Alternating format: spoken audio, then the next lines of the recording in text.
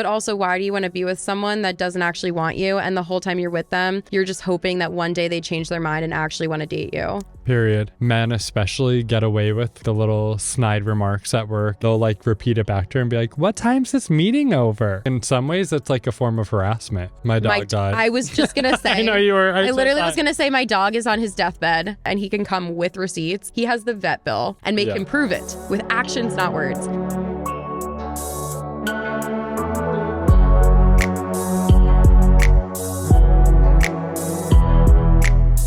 Hello, everyone, and welcome back to your favorite podcast, Stop the Internet Podcast. I'm Kelee. I'm Jimmy. Okay, we were just talking about Taylor Swift before we started recording, and I wanted to talk about the videos of her at Coachella. Oh, yeah, we didn't chat about that at all. I'm shooketh over this. Me too. I mean, they're the real deal. There's no question about it. I hope so. Honestly, they're so cute. But the fact that she's in a crowd, especially in a place like that, like a music festival where everyone's like drinking on drugs, like could get rowdy at any time, and she's just in the crowd. Like she can't even walk down the street. No, I know. But I mean, I'm sure like her security guards were like in their best like Coachella looking gear. No one had any idea, but it was like all these like big men around her, I'm sure. Right? That's actually a good point because there is a guy facing the opposite way in every video that I've seen of them. So, but still though, I mean, like Astroworld, right? You can't control things sometimes in a big crowd like that. Like it's incontrollable. Like you can't do that. I was surprised by that too. And then I saw that Travis and Jason were kind of like discussing that because Jason like asked him on New Heights, like, oh, I can't believe that you guys were in the crowd. Like you could have been in like a VIP section.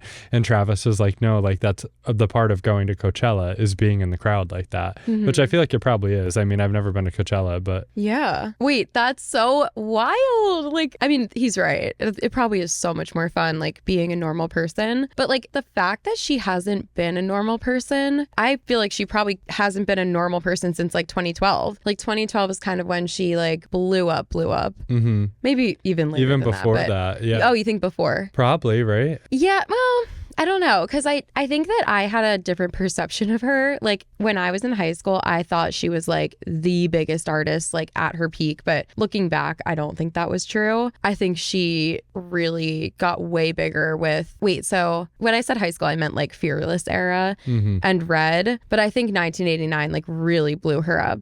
And then especially like everything after that has been like the same level. But I don't know, like she has said in her documentary that she can't walk down the street. No, yeah, I think so too. And I mean, granted, her level of fame has been there for like almost 20 years now, I feel like. You know what I mean? Like, not even, but like around there. Almost. But 20. the level of her fame now, yeah. I mean, she's literally probably like one of the most popular people on the planet. You know, she can't go anywhere without being recognized. I don't know. That like So High School song, like she's just in love with this man. I know. Also, Travis could beat someone up. Like Travis can take a man or anyone that was charging at her. Like, he's an NFL player. You know what I mean? He's like bigger than her bodyguard, probably. Yeah. But like they just seem so in love. I know. And it seems so like organic and real, you know? It's so cute. I saw a meme or a post or something that said, remember when we were freaking out because we got a sliver of Joe in the documentary and now she and Travis are out like together all the time, like not trying to hide anything. It's so crazy. Like she used to be more out there. Like her Instagram didn't just used to be ads. Like she used to post actual pictures of herself and like personal posts. And then that all stopped. Like I don't remember when, but maybe it lined up with her meeting Joe.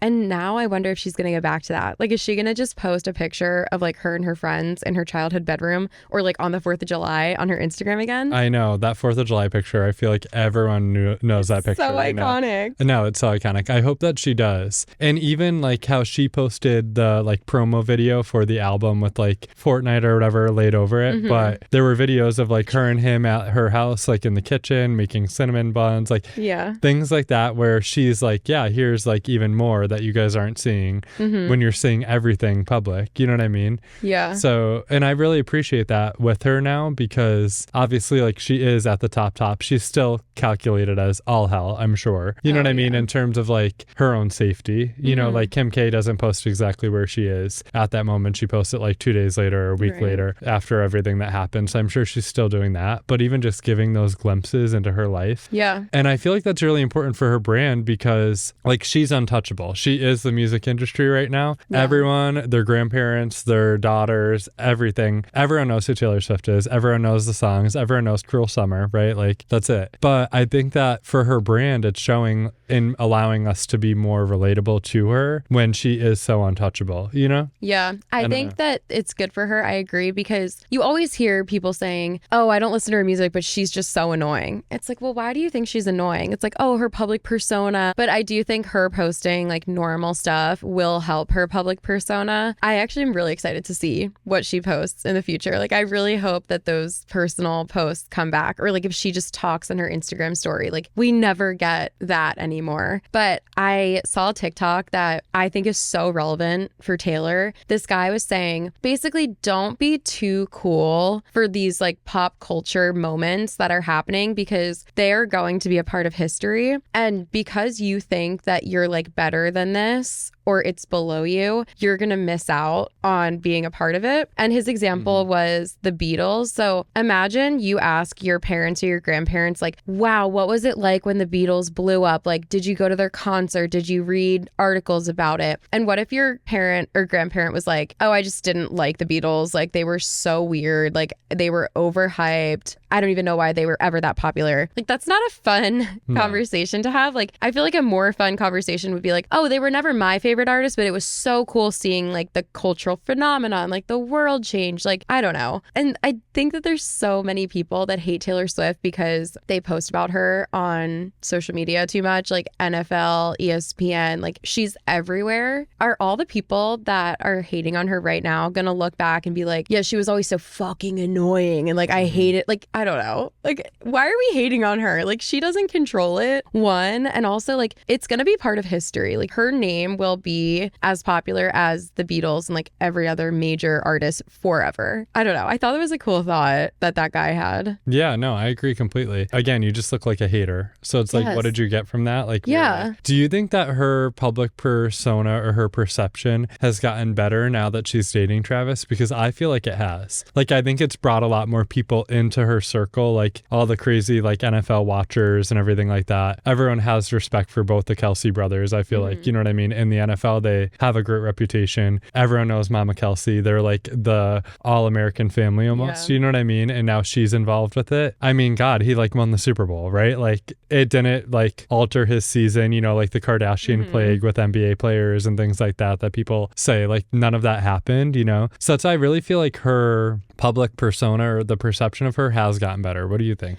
I think it's definitely helped that we can see her real life, because she was so private with Joe that, like, I don't know. I almost think when you're too private, it's like, well, why do we care about you then? Because if you don't tell us anything, like, what are we to get excited about? Like, why are we supporting you if we know nothing about you? But I have been seeing not comparisons like to pit them against each other, but just realistic comparisons between her and Beyonce, where Beyonce is on this level of like, she is untouchable. Like, she is not like me. She is like way above me. She is a queen. But then Taylor has always been like PR presented to us as a relatable friend. And she hasn't been that for a long time because she's been so secretive, I think, because of the relationship with Joe. But now I think in the fan base, this will help her. Honestly, I think that the news outlets and other like media companies posting about her are kind of hurting her, because the amount of times that ESPN, NFL, those are probably the main two. During football season, they posted about her every day, multiple times a day. Nonstop. And like, they just posted about her and this F1 guy who they're like, oh, was this song about him? Like, there was rumors that they were dating. Every single comment on these posts is,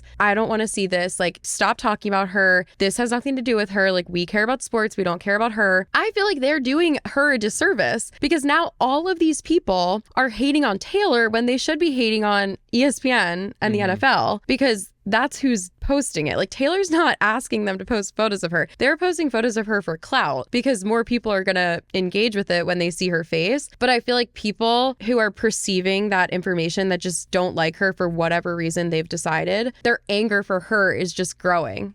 So I kind of wish that they would just stop. And I think that that would actually help her. Like, sure, show a glimpse of her on TV in the game, in the suite, whatever. We can see paparazzi photos or whoever else posts her on TikTok and Instagram Reels. But like all these sports companies posting her all the time, I think are hurting her. Because I think not her fan base, but just public hate for her is growing because people are so annoyed about it. Well, yeah, because they're like shoving it in our faces. Exactly. But again, that's like not her fault. Yes. You know what I mean? She's not asking or like sending those in. Like some celebrities, I think, are so calculated that we know this, right? That like housewives, even, for example, you know, I'm a big housewives person, but they like call TMZ on themselves and they're I'm going shopping here. Or like I heard, you know, Melissa Gorga's walking down the street in New York and like the paparazzi will show up. Like Taylor's not doing that. Like there's no way that she's doing that. She's not asking for the headlines. You know what I mean? And then all the people that like crunch the numbers after and they're like, even in the football games, like the Chiefs games where they show her on screen for like 34 seconds out of the entire like 4.5 hour game or whatever. And granted, like does it get annoying that like every 2 seconds the camera is, it seems like, going up to that box just to get her reaction, and every time they cut to a commercial it's her and Blake Lively like jumping up in the air and clapping. Like it could get annoying, you know what I mean? But at the same time it's like the most American thing. Like it's like football and the pop star and like that is their story, you know what I mean? Also though, like all the speculation about like who the songs are about and everything, some of them I think are like so clearly about people, but other ones, like we know that on Folklore she literally made up 2 entirely fake people and wrote this entire story about them. That's why like she is an author, like in some ways, you know what I mean? It's like her form of art with writing. So like you're just wasting your time trying to like pinpoint it on like one man or another man. Like who cares? Just like take it for what it is, you know? And who knows, it could just be made up and she's like has this imagination that we've all seen, you know? I don't know. Yes, I completely agree. And I've actually thought that since I was a child, like in high school and grade school, listening to her songs. And when people started hating on her because it's like, oh, well, every song's a breakup song about these guys. Like, no, it's not. Like I could literally write a song because the song is a poem. Like I could write a poem about a love that I've never experienced. Like, or one line in the song could be true. And then everything else is like, oh, well, that rhymes with that. And that rhymes with that. And that sounds cute. Or like, they're all just like, well, I can't say that for sure, but it's possible that a lot of them are just exactly what you said. Like 1, made up. And then 2, just, it could be all these different ideas, but she's like, oh, well, this is a cute story. Like authors write books about love and like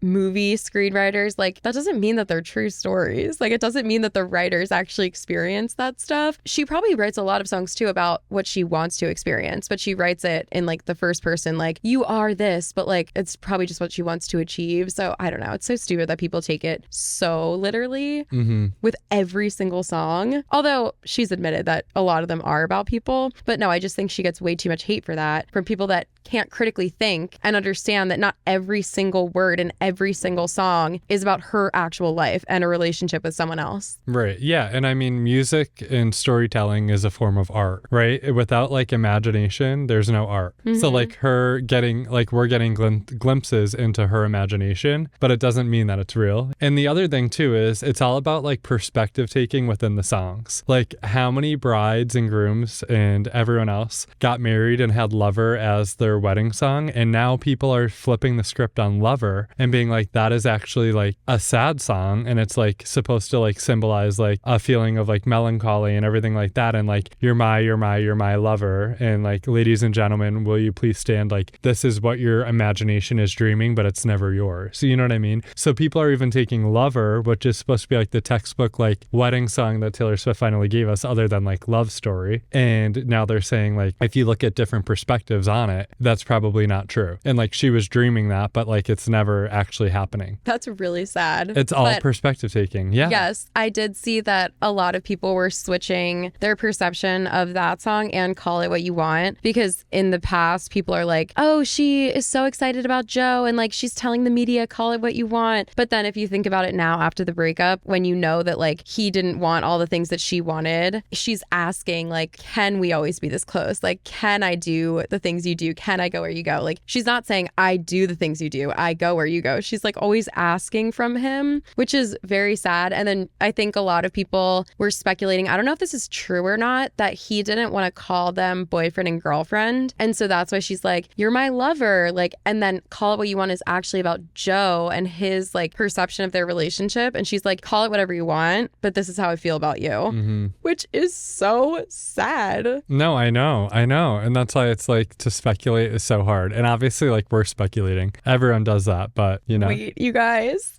Aaron is here. What is this? A little birthday margarita. Oh my God, thank you. Wow. Wait, this is so looks crazy. amazing. Wait, is there alcohol in it? Wait, these glasses are so cute. This is the best birthday ever for you that I'm here for. Wait, I forgot to say, it's my birthday today when we're recording this. We should have got you a crown. Oh, no, that's okay. A sash. A sash. Oh, wow. Wait, this is so cute. Okay. It tastes strong. Oh, it tastes like an ice pop. That's really good. It is good. Wow. We love our intern. So true. Wow. Oh my God, this is the best day ever. It tastes like an ice pop. I like it. Yum. Me too. It's lover themed. It is. It is. Wow. Okay. What were we just talking about? Taylor Swift? Oh, yeah. Her Also, begging she's Joe to drinking. love her. Yeah, and she's drinking. Taylor's drinking. When Reputation came out, I was like, this album. Okay. Also, unpopular opinion. I really feel like we could talk about this for like an hour and a half, but this is just going to be a long intro. I know. When Reputation came out, the first time I listened to it, I didn't really like it. Oh, yeah. And we were just talking about this before we started recording. Like a lot of her albums, the first time I hear it, I'm like, okay. But then the second time I listen to it, I'm like, oh, wait, genius, perfection. I did feel that way about Reputation at first, like the first time I listened to it, because while I thought the songs were good, it was just so different than what we were used to. So I feel like I was almost like scared of it the first time I listened. Other than like Don't Blame Me, I loved Don't Blame Me and like ready for it since day one. But I Did Something Bad and Look What You Made Me Do. Like I really was like, but now I bop those songs. Like those are some of my favorite songs by her. I feel like too with Reputation, seeing her perform it just changed the album so much because Reputation is such a like stadium, command the stage, you're the baddest bitch walking, hottest thing ever. Like you have all the power in the world. You know what I mean? Yeah. So I just feel like seeing that one changes like how much you love it. You know? It really does. Yes. Yeah. Like her dance to I Did Something Bad on stage, incredible. Also, she is so much younger than I perceive her as. Like growing up, I perceived her to be like 15 years older than me. She's only a few years older than us. Like when she was on Reputation tour, she was 27. 27? Like she just seems so much older than that because she's always so mature and like wise.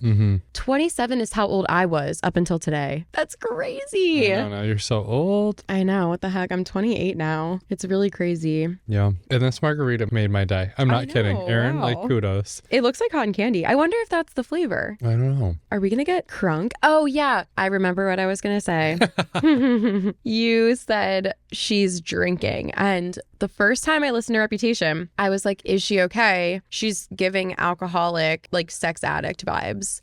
But then I listened to it again. I'm like, you know what? This actually makes sense for her. But we've never really heard about alcohol before that. And we never heard her curse. She probably said damn and hell before Folklore, right? I think so, yeah. Because my friend and I did a reaction video or like recording to Folklore. The first line is, I'm doing good, I'm on some new shit. We screamed. Yeah, I know. That was big. Hearing her curse for the first time? Crazy. No, I know. And then Tortured Poets came out on my niece's birthday. And, you know, my niece knows like Shake It Off and Karma and Cruel Summer, like all the boppy little cute little hits that like I love too. Nothing against them at all. I love them. I called my sister that morning because it was her birthday and I talked to her the night before and she was like telling me she was excited to listen and she couldn't believe like the day of her Eras tour birthday party, she was having an album come out and she was going to listen to it at the party, blah, blah. I called my sister. No, it was so cute, right? And then I called my sister in the morning when I was listening to it and I was like, hey,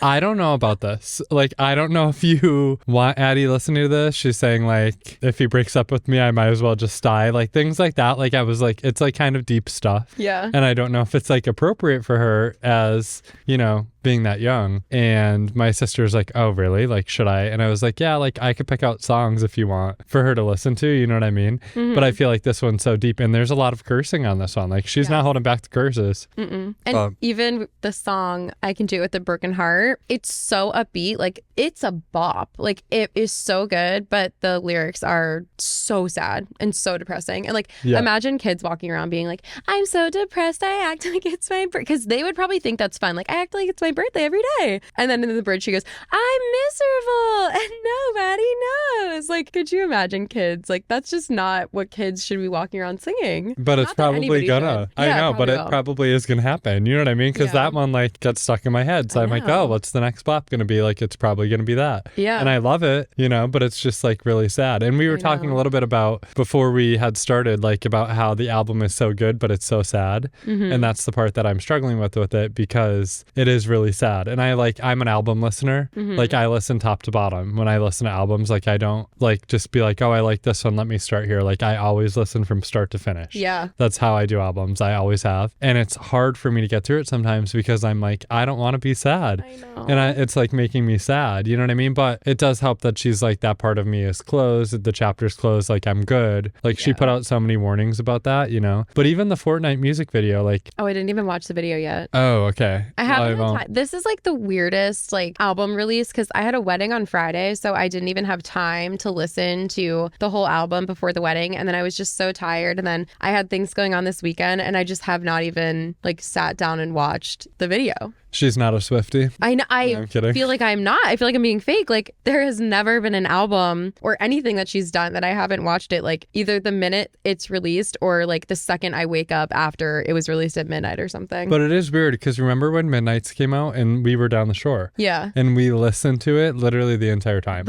Every minute that we were awake, that album was on. Yeah. Like on repeat. Yeah. We knew Karma. Oh, yeah. In a minute. Words. Like, we were doing TikToks to Karma. Yes. Which I still love. But I actually feel like that's another reason why, like, the sadness, I mean, is like another reason why I haven't went to watch, like, I don't know, just consume every piece of content surrounding it, because I feel like you have to be in like a certain mood. Whereas her other pop music, I can listen to it anytime, you know? But I'm not going to like sit around and watch, like, I mean, listen to the saddest songs, like, while I'm going out with my friends, you know? Right. But we will. We will watch. Yeah, we will. Give it like a month. Actually, we were. Because some of my friends went out on Saturday, and yes, we were listening to the songs and debating them before we went out, and they were sad. But I mean, they're still amazing, you know? No. What's your top 3 off the album so far? Oh, okay. Who's Afraid of Little Old Me? So good. Love it. I love when she hits the high note. I Can Do It With a Broken Heart. So love. good. And I really like So High School. Okay. I love I Can Do It With a Broken Heart. So good. I love The Alchemy. Like, I know it's kind of corny. It's literally serving Travi made it to the big game, but it's so good. And honestly, I was listening to Daddy I Love Him a lot today. It's just so good when she's like, I'll tell you something right now. So good. Yeah. Yeah, no, it is. And watch, Ask Me Again. Yeah, I will. And it'll change. It's going to change, you know? Wow, that was good. We needed that. Yeah. Okay. Now we can talk about our topic of the week, which is communication. So that was a good example of how much we can talk and yap. We are going to give you advice on talking and yapping. And I had to take a drink because we're going to dive deep into it. Deep. So basically, we're going to read situations, and then we're going to give our take on how we would communicate in this situation, because communication can actually be really hard. And sometimes I think it's easier to tell other people what to say than it is to think of what to say for myself. Always. It's always easier to tell other people what you think. A lot of things with communication, it requires like vulnerability and all of that in, you know, genuinely communicating honestly with someone. And it's a lot easier for someone else to do that than you have to do that. Yeah. So I definitely think that's true. And it seems too, like, when we don't know the person that this like writer is like talking about, like, we don't know their boyfriend, we don't know their girlfriend or whoever they're talking to. But I think that makes it easier for us to be like, just say this generic line. But I know that you can't say like every single thing to every single person. I don't know. We're gonna do our best. Yes. I like don't know what the stories are about, so I'm kind of excited. Yeah, me too. No, same here. It's not you, it's me. Wait, is that from the album? No, it's just like a generic line that people say, right? It's not you, it's me. During a breakup? Yeah. Okay. Should I go first? Yeah, you want to go first? I'll go after you. Okay, let's do this. I went on a first date with a very nice man on Saturday. We talked the whole time with no awkwardness. He paid for dinner even though I offered to pay my half. When it was time to leave, he asked if I wanted him to take the long way back to my car so we could talk more. Oh, that's kind of cute. Yeah, it is. When I got home, he had messaged me and said he had a great time and would like to see me again. I felt the same and told him that it was mutual. We continued to text a bit afterwards, only exchanging 2 texts back and forth a day. He told me again that he had a really nice time. I responded back to a message a few days ago of him asking me how I'm doing, and I haven't heard from him since. Should I reach out, or is this a sign that he may not be as interested as he maybe said he was? Okay, I think a lot of times I'm quick to be like, he doesn't like you, get over it. But, you know, considering communication, I do think this would be a good example of a time to communicate with someone instead of just like I think that this person would be in their right to reach out and communicate with this guy, considering all of these points. Yeah, I think so too, especially because it's early on. Yes. So you don't know what type of communicator he is, you know, and you have to learn each other's communication styles. Like it might not be exactly what you want, especially in the beginning, but you kind of figure that out together and figure out what works for one another, you know? So I feel like you could communicate that and say like, hey, I really had a good time. Well, the last thing he said to her was, how are you doing? And she answered, and then he never answered after that. I have had that happen to me, and then the person just like ghosted me. But since this is like very early on, I think that she could reach out one more time and be like, well, actually, you don't even have to talk about the date because he just asked you how you were. So maybe you check in with him and don't ask him about how he's doing. If you want to see him again, you could just say, hey, would you want to make plans for this weekend? Or are there any days next week that you're free? And if he does not answer that in a relatively timely manner, I would take that as your clue. I'll let this like one lack of text slide. And then if he does it twice, I think then you need to not worry about him and not communicate again. Yeah, I think that's a good idea. And then too, if he were to agree to it, then you could really get like a good feel on what has been happening since you last saw him. You know what I mean? To ask like how he has been and what's been up in his life. And then that could maybe fill in some of the gaps that you're wondering about it. Is that what you did like in your experience when that happened? Or was it later on? It was like very early on with this one guy that I was thinking of. It was almost the exact same situation, although we like got to know each other a bit more. Like it wasn't just one time hanging out, but he did start to like take longer to respond. It was like one of those classic like breadcrumbing things. But I remember like it was probably the last thing that he texted me was, how are you doing? Or like, what are you up to? Or something like that. And then I said like, oh, I'm doing this today. Like, what about you? And he never answered. And I never texted him again, by the way, because I'm like, all right, that's enough for me. Like, I'm not going to ask you to like, you know, talk to me. But it was like very similar where it was like all this energy and then it just switches. And TBH, it has nothing to do with whoever wrote this. It has nothing to do with the person that's like wondering. It's just the person that is not texting you back probably just doesn't like you that much, which is fair. Like there's a better way to tell people that than just not answering their text messages, but you can't really get caught up in it. I know it's easier said than done, but if we're giving this guy the benefit of the doubt, maybe he is just a bad texter and he doesn't want to go back and forth. And that's why I think that she should reach out and say, hey, do you want to make plans? Because I think more people would be inclined to prioritize that text over a like, hey, what are you up to today? Or like, how are you doing? That text, I might be like, okay, I can answer that whenever. And then I just happen to forget. Whereas if someone says, do you want to hang out? That's more of like, let's put a plan into action kind of thing.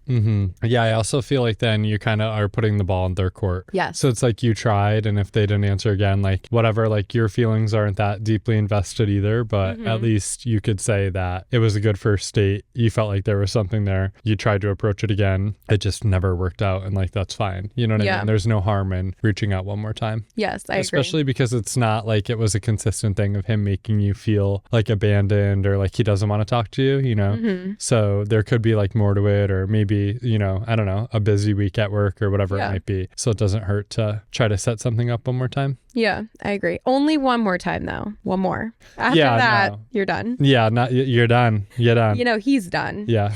Yeah. That's what you're going to say to him. Yeah. In your mind, not in real life. Or just don't say anything at all. Yeah. After that, if he doesn't answer. Okay, oh, whatever. Yeah. If he doesn't answer, you're not in your head. You're saying you're done. You're saying nothing else to him ever. Yeah. I think that's the approach that I would have with it too. Okay. You want me to do one? Yeah.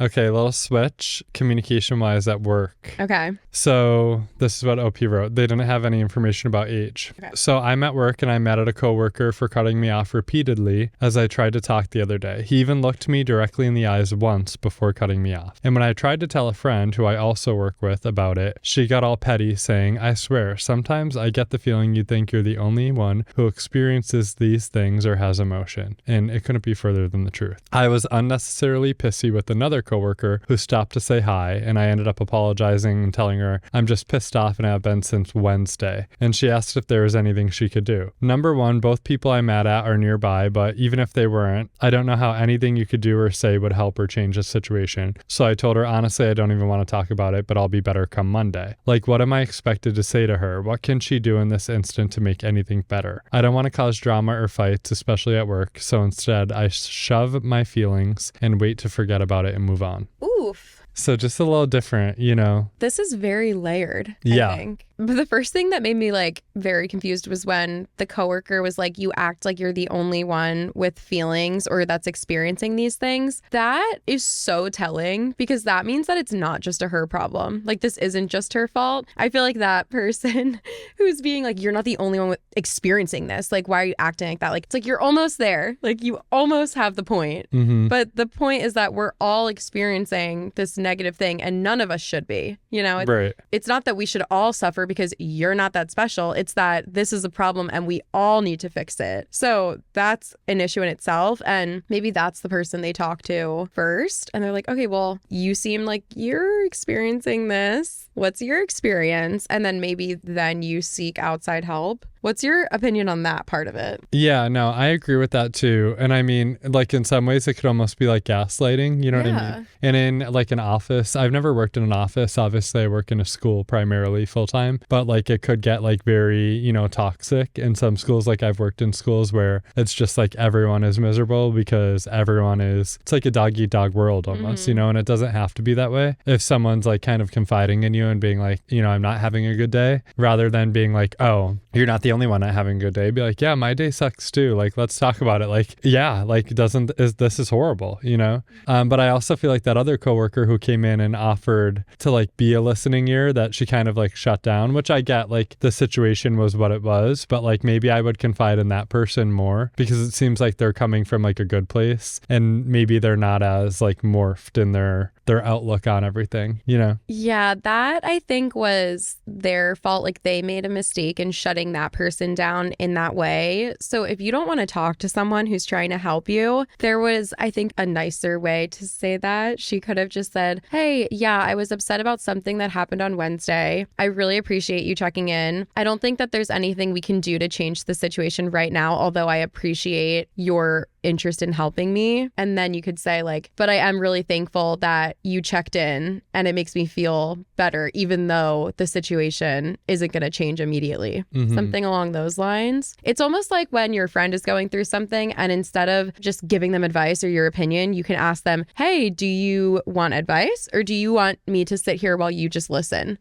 It seemed like the coworker was like offering her that and she's like, well, you can't change it. It's like, well, she's trying to be there for you. So you don't need to completely shut her out in a mean way. And if you don't want to talk to her and if you do want to shut her out, at least say it in a nice way. Yeah, no, I agree with that. And I think too, like at work, it could feel like you're drowning, you know, a lot of times. So I could understand why she said it the way that she did. I feel like I've probably said that other times too. But depending on your relationship with that coworker, there have been things where like things have come up at work and, you know, I'm talking or confiding in one coworker that I feel like could be helpful in the situation. And then later on in like the night, I am like still kind of grappling with it and like I'll reach out and be like, hey, like again, I really appreciate today. Like, sorry, I just like it was a lot for me. And like I think I have an approach that like I think will be better for the situation and like here's what I'm gonna do. We could talk about it tomorrow. Just sit on it. You know what I mean?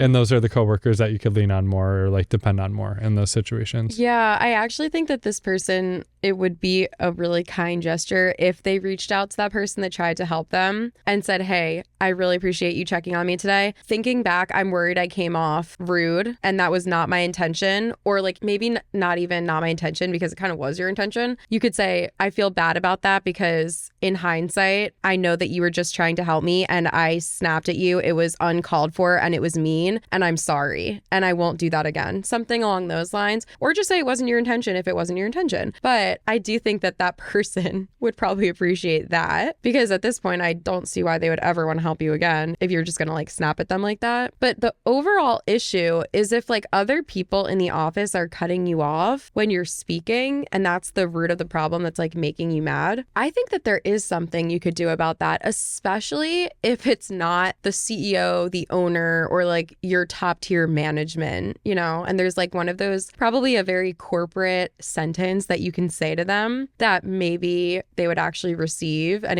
it could actually go well. So you actually could probably solve this problem. If it's just other people on the same level as you, do you ever see those TikToks that are like, how do I say this in corporate talk? Mm-hmm. This is like a perfect example of one of those things, because if it's just a coworker, you could just go to that coworker and say, hey, I realized there was a few times in the meeting where you cut me off. Is there a reason for that? And then see what they say. Or if you don't feel comfortable doing that, you can go to your manager and say, every time I speak in this meeting, this person cuts me off. Is there anyone who could talk to them? Or are there some ground rules that we could set in our meetings that we all have to abide by to respect other people when they're speaking? Yeah. See where it goes from there. Yeah, I think so too. And even just saying like, hey, I really value your input in these meetings and things that you have to offer. But I feel like when I am trying to offer my insight on certain things, it's not being received as well because I don't have the chance to say things that I want, and everyone deserves like a seat at the table in these conversations. And I feel like I'm a valuable team member, but I'm not able to show that because I'm getting cut off. So like, I'd really appreciate it if you just let me kind of do my thing just as I'm allowing you to do your thing too. I have a friend too who is dealing with the situation at work where there's another colleague of hers that kind of talks to her like in baby talk.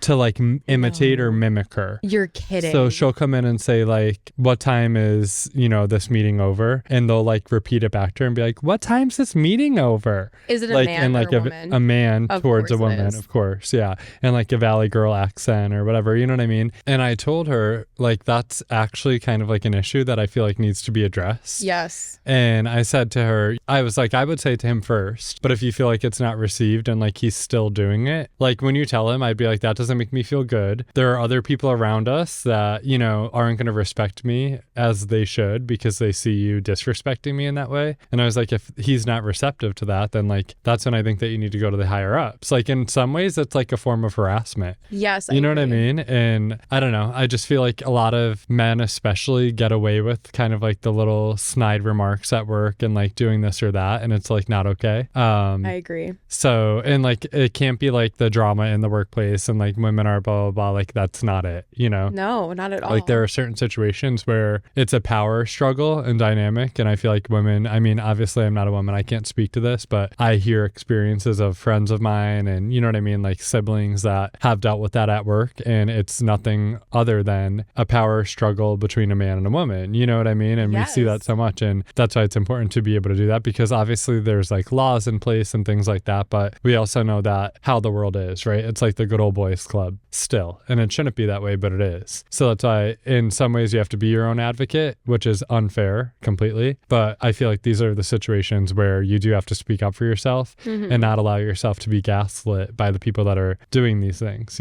I so agree. And it could be first as simple as her just when he does that to her and repeats back whatever she just said, she could just call him out on it in that moment and just say, why did you repeat that? And ask them. And it's almost like I've seen so many people give this piece of advice, but when someone makes a mean joke about you or they're making fun of you in that way, the best way to call them out on it is to ask them to explain themselves, because you can't explain yourself when you're just being mean like that and when you're just mocking someone. Because if he was going to honestly explain himself, he would have to say, oh, I'm mocking you because I don't respect you. And I think your voice is annoying. Therefore, I think you're stupid. That's what he would have to say if he was going to tell the truth. So I think it couldn't hurt for her to first call him out like that and say, why did you just repeat me? And just say nothing else. Like if he's like, don't sit there and be like, because you sometimes do this thing where like, don't guide their answer. Literally just sit in silence, make them uncomfortable so that they have to explain themselves. And then if he genuinely says like, oh, you just speak in a funny way,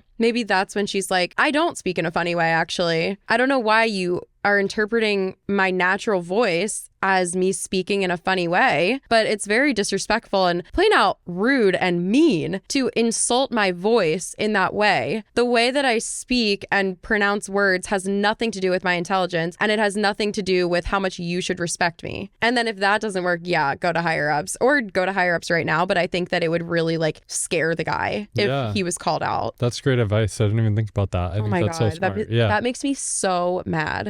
Yeah, that pissed me off too. That's why, I don't know, I just thought I'd share it because I feel like it relates to the whole situation. Yes. Oh my God, she has to say something. That's ridiculous. And of course, that's just like such a trope. Like, I think so many people deal with that. Like, I've heard so many variations of the same story, and it just makes me so mad that people do that, especially in a workplace. Yeah, and it's not like, not even that it would change it, but just like painting the dynamic. It's not like this like younger like guy that's like flirty. Well, maybe this guy is flirting, whatever, but it's not like a younger guy trying to like be cool, blah, blah, blah. It's like an old man is doing this to her. Like someone that's like older than her father. That's at insane. Work is doing it. And I'm like, that's, yeah. Yeah, that one is actually crazy. And I want her to stand up for herself. I'll report back. I'll ask about it and I'll report back. Okay, good. Send her the link and just be like, timestamp. Yeah. 32:45 or whatever.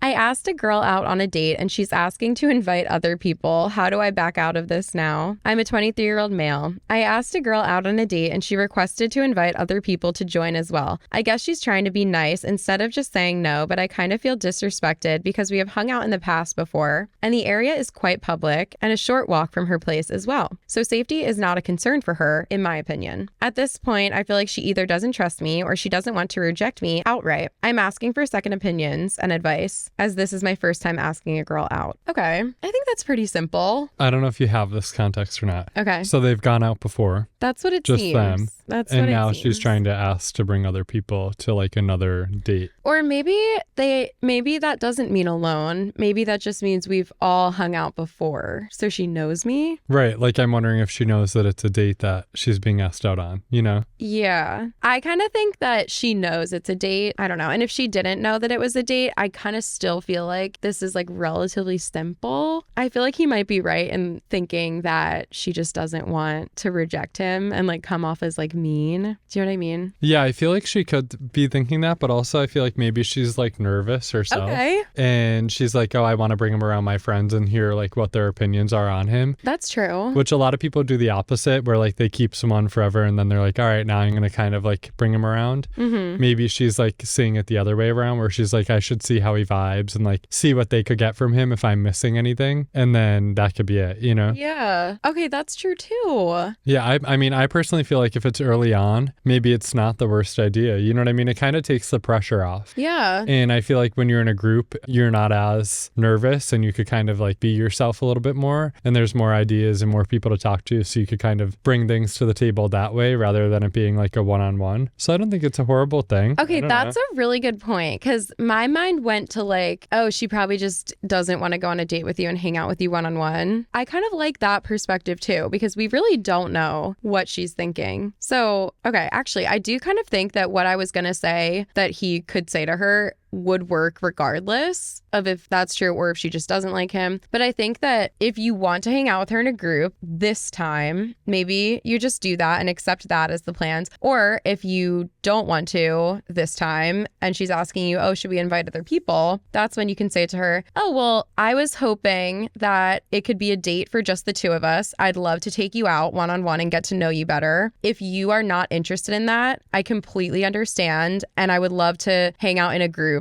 and just be friends or something like that. Or he could even be a little more direct and say like, I would love to get to know you romantically or something like that. But that might be a little bit corny for like the first text you send. But I do think just being straight up and telling her, I would love to take you on a date with just the two of us, makes it extremely clear your intentions. And it gives her the power to say yes or no to that. Yeah, I agree. I think too, I mean, depending on the context, obviously with this whole thing like we talked about, but I feel like it's not a bad idea to to just go and hang out with her and her friends. And then the next time kind of make that clear and be like, hey, I really loved getting to meet your friends and hanging out with everyone and things like that. But I really want to get to know you more like personally. Like, how about you and I just grab dinner this week, or, you know, we do this or go for a walk or whatever it might be. And that way we could get to know each other a little bit more, because I enjoyed myself the last time we hung out. That's a good idea too, because if she is like a more like nervous or even awkward person, or if she thinks that she is, therefore that's why she doesn't want to go out with you one-on-one, I do think that would be a really easy way to still have fun and get to know someone, and then see if you're drawn to each other, like see how she responds to you in the group setting, like maybe say a little flirty comment and see how it goes. But no, I do agree with that. Yeah, and I think it could be an opportunity to really see where you think that she's at with you. Mm-hmm. Because when you do get there and you're in a group setting with her friends, is she like giving you a little bit more attention? Is she flirty with you in front of her friends? Is she showing affection in one way or the other? Like, I feel like there's a lot to learn to see how she's feeling in that situation as well, because you'll see how she's acting toward you in the group of her friends. Is she trying to include you in the conversation? Like, all of that could be very telling. Yeah, I agree. Okay, you want me to do the next one? Yeah. Confused and ghosted, seeking advice on a roller coaster dating experience. It's always being ghosted. Always. So I met this guy on a dating app about 2 weeks ago and we hit it off. So we went on a date to a fun show. The date goes great and he's telling me about how he was thinking about me the next day and everything, but doesn't text me at all the following weekend. Then on Sunday night, he says sorry for not texting me back, but offers to take me out on another date that following weekend. I reply and say yeah, we decide to go out for dinner on that Saturday night. He later sends me a playlist of music he made for me the next day. I text him back and say I'm so thankful, but he never texts me back after that. And when the day the date comes, I don't hear from him at all. So the other day on Sunday, I sent him a text acknowledging we missed the date, lack of communication, and what's going on in my mind. Here's the message I sent. Hey, I realized that we had a date planned for yesterday that we didn't follow through with, and I'd be happy to reschedule for another time. I really enjoyed hanging out with you, and if you want to continue getting to know each other, I'm looking for a little bit more consistency. If that feels overwhelming for you and you're not too sure, then I still had fun getting to know you and I wish you the best. It's Tuesday now and he hasn't replied to my message. Yeah, he's still following me on Instagram but not watching my stories, and I think he's avoiding me. Can you tell me what might have happened? Why is his behavior like this? Should I have said something differently? Oh my gosh, I think what they said is perfect. I feel like that's a master class. Right? Yes. Because she put it out there. She said, this is how I'm feeling. I really enjoyed it. I would like to see you again, but what's going on here? And then he didn't answer, and I feel like that's telling. So telling. You know? And I feel like that's happened with a lot of people. Like, I feel like everyone can relate to some type of dating experience that way, but I feel like she should have no regrets. No regrets at all. I think she handled this perfectly. I guess her last question that she wrote was like, what happened or why did this happen? Something along those lines. I think just general rule of thumb when it comes to dating, especially in early stages, especially on the apps, is people change their minds constantly. Like, people are busy, and honestly, most of the people that you meet in your life that you go on dates with and have a connection with are not going to be the person that you end up dating and that you end up spending a lot of time with. So in this situation, I would say you met someone, you had a great time. For many personal reasons, that guy is not interested in having a consistent relationship with you. And that has absolutely nothing to do with you. That's about what he wants and prioritizes in his life. I don't know why he waited a week to ask you to hang out. Maybe he was hanging out with other people. Maybe he was hanging out alone. Maybe he was busy. Maybe he was hanging out with his parents. Like, regardless of his reasoning, it just happened that way. The reason isn't that important. It just is. I hate using the phrase, it is what it is, because it's a stupid phrase. But truly, like, the reason doesn't matter. It's just something that happened. And it seems that he's like breadcrumbing you a little bit with the like, oh, well, we should hang out, but then never following up. I would stop worrying about the reasoning and just take his lack of a text message and lack of following up for a date that you planned as disinterest and a tinge of disrespect. Because if he really cared about you and your time, I think he could have sent you a simple text that said, hey, I know we have a date planned. I'm going to have to cancel. No explanation, but I am going to cancel it is bare minimum. So I think this guy is ghosting. I think a lot of people that ghost after like hanging out and that are ignoring text messages, they're probably just emotionally immature. Maybe he wants to keep you on the back burner so that when he has a free Saturday night, he knows that you're always there. I think that's another reason why people ghost, because they're like, well, I didn't formally end it with her, so now I can text her whenever I want, and I know that she's going to answer me. This person isn't emotionally mature, and or they don't respect you. So I think you handled it absolutely perfectly. And if it ever happens again, do the exact same thing. Yeah, no, I agree. And I think it shows his character when she acknowledges that they missed the date. 100%. And he doesn't say like, oh yeah, you know what I mean? 100%. And it wasn't that she was blaming him totally. Mm-mm. She was like, oh, there was a lack of communication, like we didn't see each other or whatever. But like I would be pissed too. Like with the playlist, like the Spotify playlist and stuff, like that could be a very sweet gesture. Yeah. But like, what the hell? So delete the playlist and you did your thing and you handled it with grace. So much grace. I think honestly the playlist was like this easy thing that he could do to make you interested in him. And I hate to say this, but if he sent it to you after one date and then didn't even give you like the decency to send you a text back, he does not like you, and he probably just sends the same playlist to everyone. I'm so sorry. No, I was thinking the same thing. I'm sorry. Yeah. Yeah. Because it could be like in another lens, like a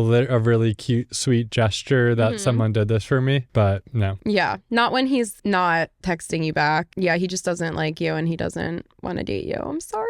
Also, never text him again. Never again. Unless he texts you back and says, hey, I'm so sorry. Literally, like my dog died. I was just going to say. I know you were. I literally was going to say my dog is on his deathbed and I couldn't text you back. Like there had to be a death in his family or in his friend group to justify that, in my opinion. Like it has to be something so crazy for him to disrespect, like okay. I feel like I'm blowing it out of the water a little bit because they went on one date, but it is so fucking easy to send someone a text, especially when you already sent them a text to make plans with them. So unless like the craziest thing in his life happened and he can come with receipts, like he has the vet bill of like, I just put my dog down. I'm fucking sorry. If you will give me another chance, I will never act like this again, and make him prove it with actions, not words. Maybe you can come back from it. But other than that, never text this man again. Yeah, like dinner's on you. The dog bill is high. But I'm here. Yes. Yeah, no, I agree. Well, yeah, that's just a different situation that I was like, oh, because I felt like she did handle it well. Yeah. And I'm oh my glad God, that text was. Yeah, masterclass. I'm going to write that one down. And Just what kidding. to say. Yeah. Okay. Noted. Okay, this one's hard. I honestly don't know exactly how to react to this one, so I want to hear your opinions. Okay. My friend is unhygienic and I need help telling her. My friend and I are both adults in college and have been very close for about 6 months. She stays at my place quite a bit and we have gone on vacations together as well. I have started realizing that she has never brushed her teeth around me, even after a full weekend of being together. When we went on vacation, I didn't see her brush her teeth once. I don't know how to bring up that I'm worried for her and her dental health and the smell of her breath. Although we're decently close, we have never had a very confrontational conversation. I don't know how to approach the situation. Another incident that happened was I let her borrow underwear because she didn't bring any to my house. I don't like sharing underwear, so I just gave her a pair and told her to keep them. She wore them for the whole weekend, and then I found them in my clean hamper, and they were dirty. I found them after she had left my house, so I couldn't bring it up when I found them. I don't know what to do. This is so hard. Yeah. I know. I saw this woman on TikTok giving communication advice if it was someone that you work with, because if it's like an employee at a company, a manager could go to them and it's more like a health concern. The manager could go to the employee and say something along the lines of, hey, I wanted to check in on you. I noticed a smell and I wanted to make sure that everything's okay and that you have the resources that you need to shower. And if not, I want to help you with that, like something along those lines, and kind of see what they say. If they're like, oh no, everything's fine, like I didn't even know that was a problem, the manager could say, no problem at all. I just wanted to check in. I wanted to make sure you're okay. And now you're aware of it, and just kind of leave it at that. But then with your friend, it's like, how do you tell your friend to brush their teeth? Do you want a mint?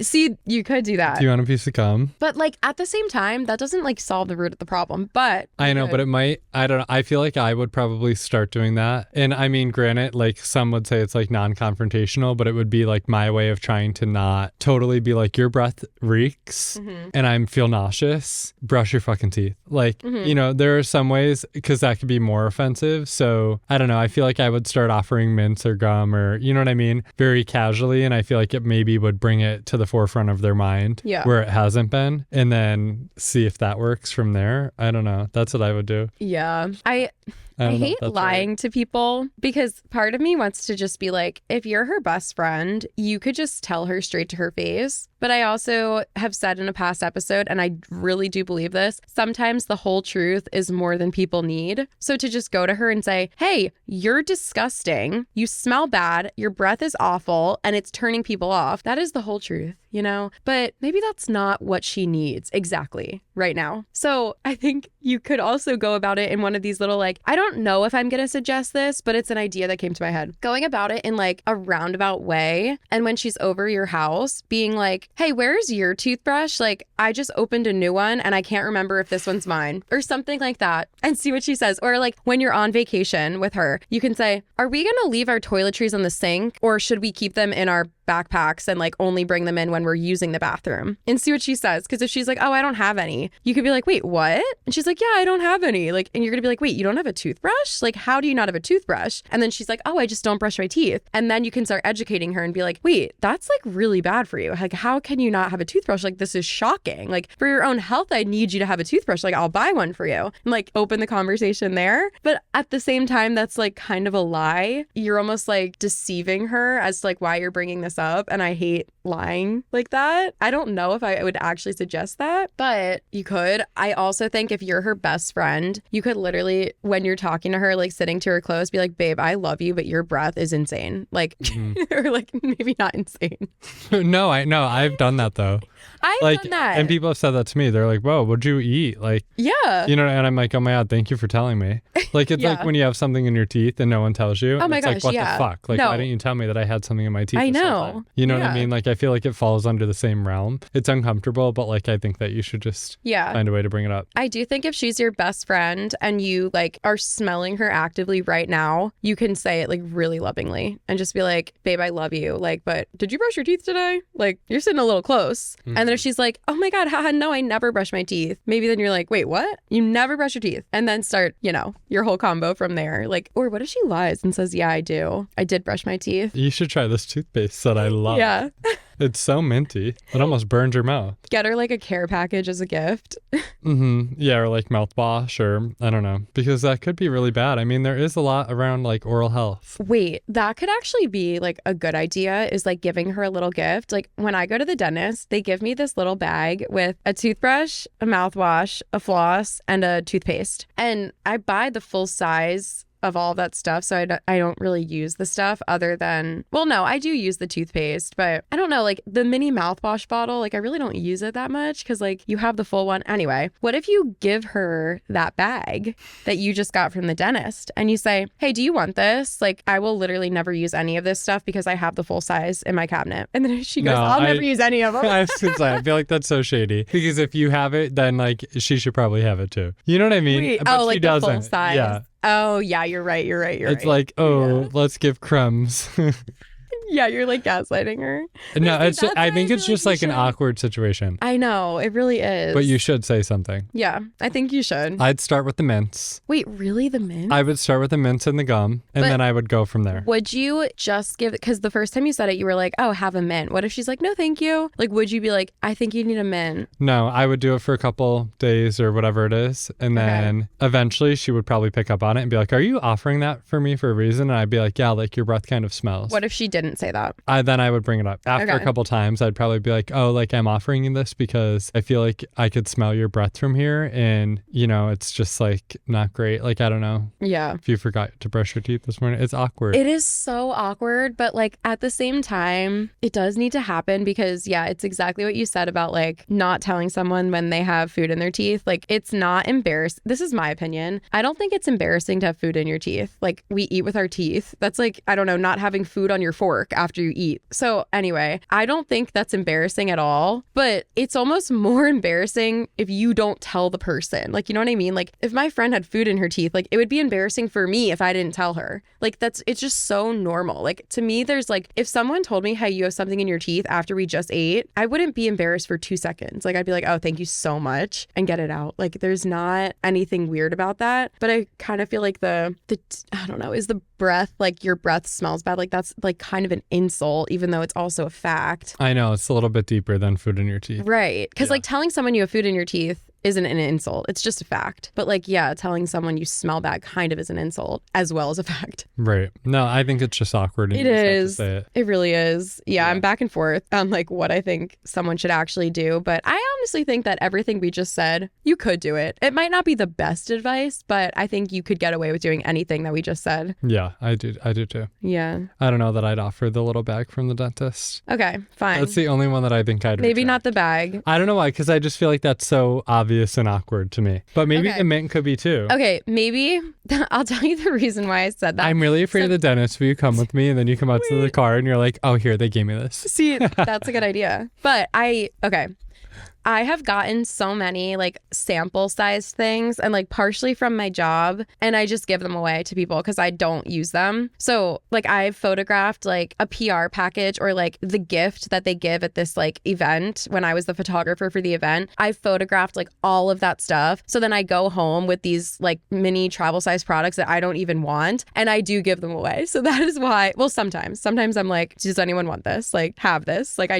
don't know. So that's why I thought of that. But no, I can see what you're saying, because like the dental stuff is stuff that like people would already have, and two, like I could use it just as easily as she could. So that was a mistake. No, that makes sense though. What you're saying makes sense. Yeah. 'Cause, like the only time that I get things like that is if I'm traveling, Right. or if I go to the dentist, you know? Yeah. But you get it more often than me. Yeah. So that's why I think it seems more like normal to you to offer something like that. But now my mind is opening and I see how it could be an insult to people if I'm like, hey, do you want this deodorant? Like, I think you need it. Thank you so much for the 1.3 fluid ounce conditioner, Kelee. I have the most lush hair ever now. I can never afford that on my own. I did give someone shampoo and conditioner.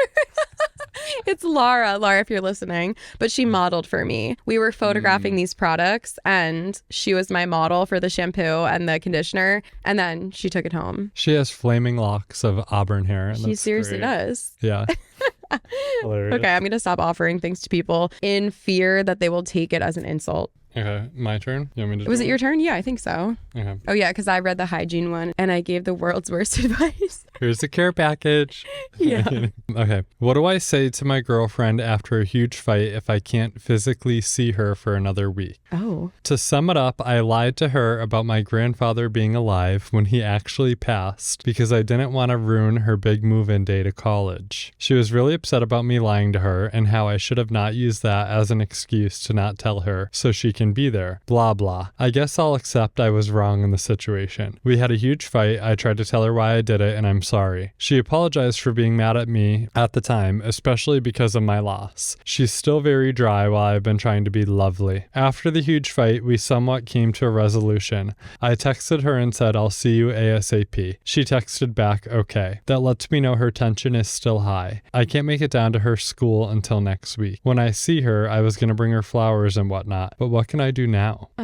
That's hard. Okay. It's a little interesting situation, you know? That is very interesting, and I totally see why she's mad, because you shouldn't lie ever. But to like play devil's advocate, I kind of think that like that is a big lie, but he had good intentions in like wanting to keep that information from her in order to not ruin something that's like a once in a lifetime experience. Like I feel like I've heard, okay, this is like really like sad, but like when a few of my grandparents passed away, my uncle and aunt like went to pick up my cousin from school early and like bring her home when it happened. But my dad didn't do that. Like we just finished school and my parents like gave us bad news when we got home. And he's like, I don't want to like ruin your day. Like, why not just let you have a few more hours of like happiness and then I'll tell you, because what's gonna really change if I like don't tell you now, you know? This is a little different because like she would have gone to like be there for him probably, but like that's the whole point of the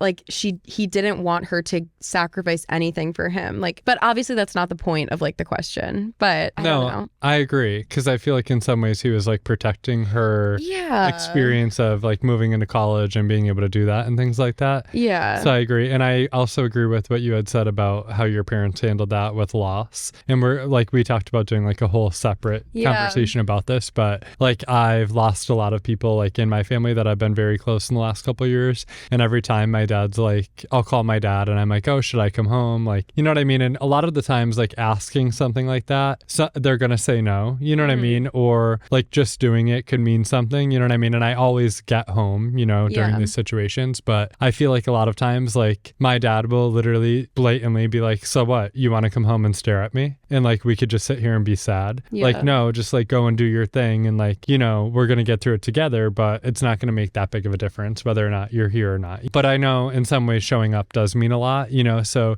she probably feels hurt because she probably feels like this is someone that I like love and I'm really close to and I could be there for them and he's not allowing that. His point of view is that other way. I would say just like wait on it and just make sure you show up after that week and go there and just be there with her and be like, I really appreciate everything and like I recognize what you were trying to do for me. I'm sorry. I really didn't want to ruin this for you because I know how much you've been looking forward to this. And like I'm okay. You know, I feel like showing her that like you're okay would be like the biggest thing for her because she's upset because she's worried about you, you know? Wow, that's such a good point. Yeah, I love that. I also was going to say, I think that right now just be normal. Like there's not really anything that you can do unless you were to like send her something, but still that's not what she wants. Like she probably doesn't want you to send her flowers or like send her dinner, although you could, but I think really she wants to feel connected to you. And that's why she's so upset that you lied to her because it probably made her feel very disconnected from you. So yeah, I think be normal for the next like week and maybe just check in on her like a little bit more, ask how she's feeling way more than you normally do. And hopefully she'll be honest with you about that. And if she keeps bringing it up, like you can just keep reiterating like you're so valid and I totally made a mistake and I hope to make it up to you in the future. And then yes, when you see her, I think sit down with her and like look her in the eye and you can even write it down, like write down all of the reasons why you did this and all the reasons why you now know that it was not the right decision. And you could even read it to her if that makes sense for your relationship. And I know that sounds really corny, but I think thinking things out is not a bad thing. And yeah, just explain to her like, I'm really, really sorry. This is why I did it. Acknowledge you're wrong. Acknowledge her feelings. And then maybe bring it up like one more time before you leave. Like if you're spending the weekend with her, like Friday to Sunday, maybe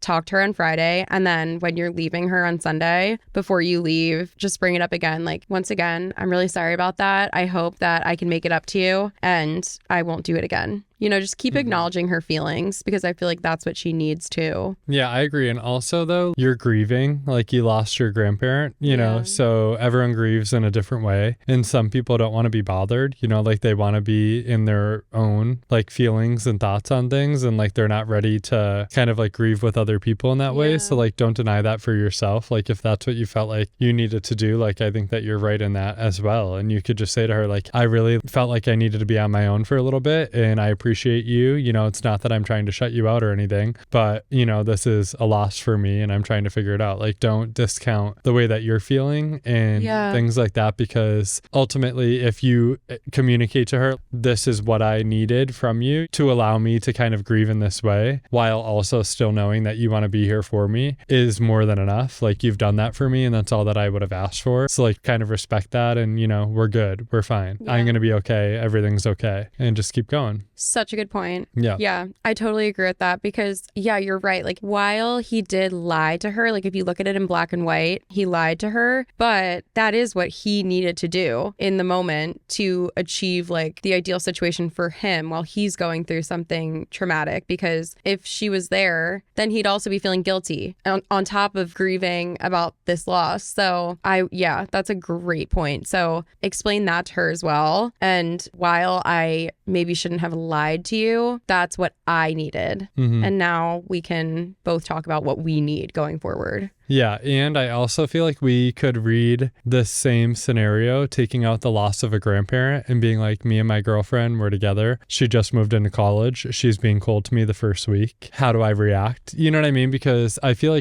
like I remember when I first moved in, I didn't have the college move-in experience of like the first week, syllabus week. And I was like, this is the best time of my life. I love it so much, blah, blah, blah. like I was sick. I was literally sick to my stomach for the first semester. I enjoyed it, but I didn't like love college until the second semester. Like I started applications to go home, like to move and go to a university closer to home for me because it was not that for me. So like she could be dealing with that as well. And I mean, it's just a big lifestyle change in general, like navigating, like figuring out how to go to class. Like I used to get lost walking across Westchester's campus. Like I didn't know where I was trying to go from one class to the other. So she's doing a lot too. Yeah. So, you know, it's just like a period of change for your life, losing your grandparent, her life starting college. Like there's a lot of other factors. So just be patient with each other. Let the dust settle. It'll probably be fine. That is such good advice. Oh my gosh, you slayed. You slayed. Slayed the boots down, honey. Is that what Happy they you're say? here. I think so. House, cat. They say that at the end. Say the house. Boots down, house, cat, or something like that. Say the boots down, Something house, like cat. that. Maybe that's wrong. That could be very wrong. We like dogs. Wait, this is an interesting one because I think that the guy in this situation did the right thing and the girl is kind of like, I'm like, okay, let's talk more, you know? Love it. Okay. How do I approach a guy after rejecting him? This is a 22-year-old female and a 21-year-old male. I matched with this guy on Tinder and we had a pretty good talk. He was funny, but upon talking, he asked me what I was looking for on the app. I was honest and I said looking for something long-term, to which he said he couldn't give me at the moment because he's not local and he's in college. So pretty much broke. I told him I understood, but we kept talking. He invited me over to his place, which I said no because I don't do this on first dates. Then he offered to go somewhere else. I just said that because he was honest with me earlier, I would be honest too, and that I wasn't interested in anything casual. I wished him good luck. He did too, and we stopped talking. However, I'm finding myself looking through his pictures and wanting to meet him, see where it goes, even if it's something casual. I'm just really attracted to him, and I know I should be the one to approach him this time because I already rejected him twice. What should I say when I message him again? How can I prompt him to ask me out again?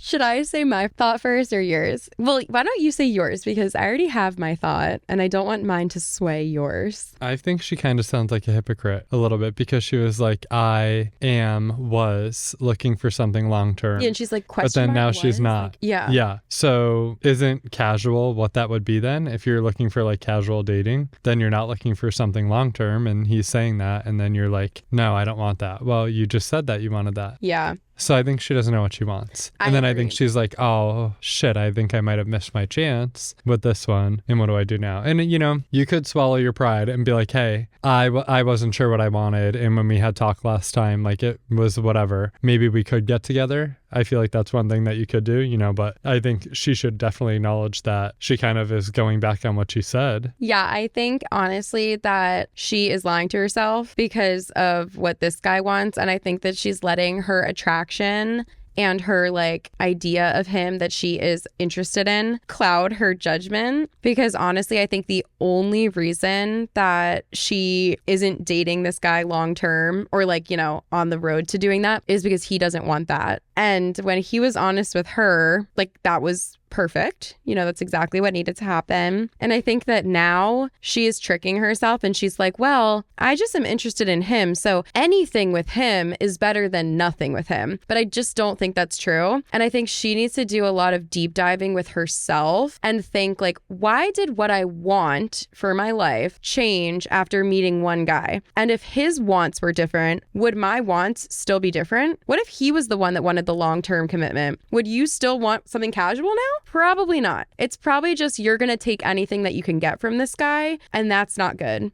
You can also ask yourself, what if I reach out to him and I say, hey, I just want something casual, and all you get is something casual. And when you ask him, hey, do you want to do this boyfriend-girlfriend activity? No, he doesn't want that. He's only going to do casual with you. And anything more than casual, he's going to reject you every single time you ask. And he's never going to ask you for more than that. Is that going to make you happy? Is that going to make you feel fulfilled? Based off what you said in the beginning, I think no. So I think that's the real issue. Like, I don't think that it's your wants that have changed. I think that you're tricking yourself into thinking that that's what you want because you want other people to say, yeah, if that's all you want, then reach out to him and just explain and he'll ask you out again. No, he probably won't. He probably won't even take you on a date. He'll probably just want to hook up with you because that's casual. He knows he's not going to date you. That's my take. But daddy, I can fix him.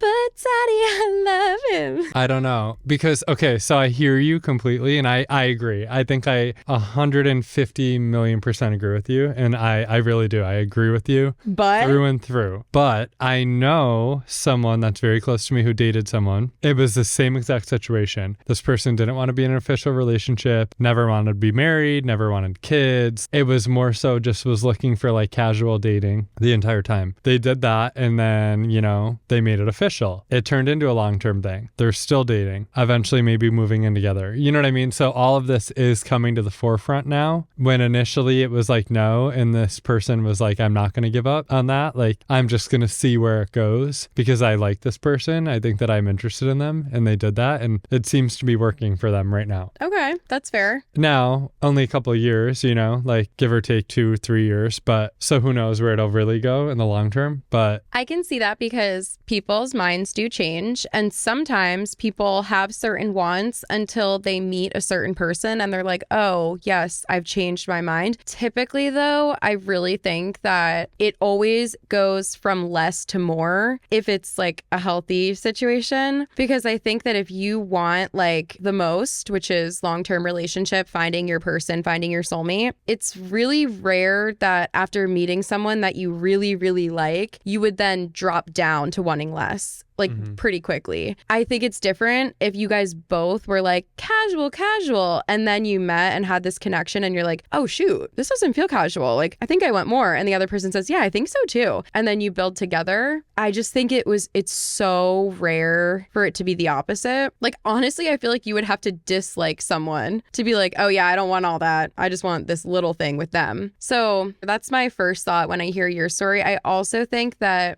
story is true, but I've heard so many stories about guys that don't want a relationship and girls that chase them, fall in love with them, beg them to like them, beg them to talk to them, and they don't work out. And in fact, the girls are embarrassing themselves chasing after this like player guy who thinks he's the shit and like ghosted them and has them on the back burner and comes back to them every time he's bored. I think that there's more examples of that in my life. Yeah, no, I agree. I do. I agree. I think I'm thinking of the diamond in the rough. Yes, and I appreciate that. You know what I mean? Yeah. I appreciate that because I do think that, like, sadly, a lot of the guys that I've experienced are not the diamond in the rough. You know, they're like the player that I just described. That's like, I don't want shit. And then, but actually, I'm so sorry. They're lying to you. They tell you like, oh my God, yeah, I like you so much. But that's not actually true. So that's why I give this guy props, because he told her straight up, I want something casual. And when she said she didn't want that, he never spoke to her again. I think that is so respectable. Yeah. So maybe this guy is the diamond in the rough. That's the only reason why I'm thinking that. No, that's the only reason why I'm like, maybe, I don't know. You know what I mean? Yeah. But I still think that for him to change from like casual to like wanting all of the above, it like has to be like so special, I guess. But in the same way she's doing that. I don't think like, she is. She's trying to change that. You know I don't think she is. I think she's lying to herself. Yeah, no, I think she is lying to herself. I think she's trying to convince herself that this is going to be enough for her. But I don't think it's going to be. I think they're going to then fall into a situationship and she's always going to be like crying over him, wanting just a little bit more. And until he changes his mind, she's not going to get it. And he might never change his mind. But also, why do you want to be with someone that doesn't actually want you? And the whole time you're with them, you're just hoping that one day they change their mind and actually want to date you. Period. Thought. Yeah. No, I agree. You got it. You got this one, I think. Yeah. I don't know. I do appreciate what you said, though, because I just feel like I'm so negative a lot of the time. And when I hear dating stories, I'm like, not your person, over it, stupid, bye, gaslighting. But then at the same time, it's like relationships start in all types of ways. Like, there are examples of relationships starting with every type of situation in the beginning. But I don't know. I've just heard of more start like going wrong. Also, that's just a fact, because I'm going to have X amount of relationships that do not work out. And then there's only going to be one, in theory, that works out. You know, that's the person you marry. So of course there's going to be more examples of things that go badly, because you only get everyone only gets one that works out, you know, like in theory. Mm-hmm. So I am being negative, but I appreciate the debate. And so many people are just afraid of commitment anymore. Oh my God, I know. I know. And I feel like everyone has a little bit of that in them, you know, because it's just like the way that the world is now. Mm-hmm. But and you have so many options too. Like I think that online dating, like with the apps, it's giving people, I don't want to say unrealistic expectations or like unrealistic standards, because I do think having high standards is a good thing, and Xing people out if you're not compatible with them is a good thing. But I almost feel like when you see all these people on the app like every single day and you're just like swiping, like it seems like the options are absolutely endless, when in a way they are, because there's 7 billion people on earth, but also they're not. Like no one is going to be absolutely perfect for you in every way, and you're never going to find a flaw with them. And sometimes I feel like people look for that. At least when I was younger, I had friends that had those like sort of tendencies, and I probably did too, but I know I do. But it's hard to shake it, because then at the same time you're like, but this is what I want in a partner. So like, why should I settle for anything less? So I do think it's like, you kind of have to walk the line of like, I'm not settling. That's it. Rebecca and I don't know if you listened to the last episode that came out, but I think it was the last episode. I don't know. On a recent episode, Rebecca and I were talking about this. And I think that you can make a list, like an A list of all the things that are like a non-negotiable for you. Every single thing that you want in a partner, but they can't be superficial things. So it's like your absolute non-negotiables. It's not the color of their eyes. It's not their looks, you know, it's not like the house color that they want to live in. It's like they are a good person. They have ambitions. Like they are active. Like they value family, like those kinds of things. Maybe you have a B list that you're like, this would be great, but if they meet every single thing on list A, I'm not going to end it over list B. Maybe those are the things that you're like, they like walking every morning from 6 to 7 so that we can start our mornings together. But like, if you're not going to die on that hill, like just put it on list B. So I don't know. I think that could be like it could be a healthy exercise to do that in dating if you're going to do it the right way. There's definitely wrong ways to do that, but I don't know. Something to think about. Yeah, and it has to be balanced. Yes. For sure. Yes, exactly. And realistic. Yes, realistic is like the number one tip when it comes to making a list. And I feel like too, when you're making lists like that, a good thing could be like looking into yourself and being like, what kind of partner do I want to be? And kind of making your own like A and B list about yourself almost, and being like, do I fit this mold myself? Yeah. Not saying that you need to be exactly the same, but like you said, like those core like value type things could be really helpful to do it that way. Such a good point. Yeah. Yeah. I think we said it. Period. I think we communicated. And now we said it. Wow. Housewives. Is that She doesn't get it ever. Didn't. She doesn't get any of my Housewives things. I know. I should watch it. I think I need a Camille reality Grammer, show. Beverly Hills. Which one? Season 1. Beverly Hills, Season 1, Camille Grammer. Real Housewives of Beverly Hills? Yep. All right. You know what? Fuck it. I'll watch it. She's like, no one said this and this and this, but now we said it. I Like love she that. just says everything, and she's like, but now we said it. And it's, you know, one of the most iconic lines, maybe. I love that. Yeah. And I love the one that's like, how do you know what's right for me? That's my opinion. Oh yeah, Tamra Judge. So good. I haven't watched OC, but I should. Oh, that's a different. Okay. But I know that. I mean, I want to watch the New Jersey one because I feel like I have a good chance of seeing. I did see Teresa Giudice at the bar. oh yeah, I know. Not going to say which bar. Every time we're there, I'm like, She used to go there all the time. This one bar that we go to sometimes. she met her mans, and now they're going other places. Wait, really? She's remarried, yeah. Oh, she is remarried. To Louis. God, yeah. Yes. Okay. Yeah. I started watching Smothered on HBO, and the one girl is from New Jersey, and they seem like that kind of vibe, like the Real Housewives, like reality TV show vibes. I never even heard of that show. I'll have to look at it. It's interesting. Okay. Thank you guys so much for listening to our podcast. We love you. We appreciate you. And we'll see you in the next one. Bye. Bye.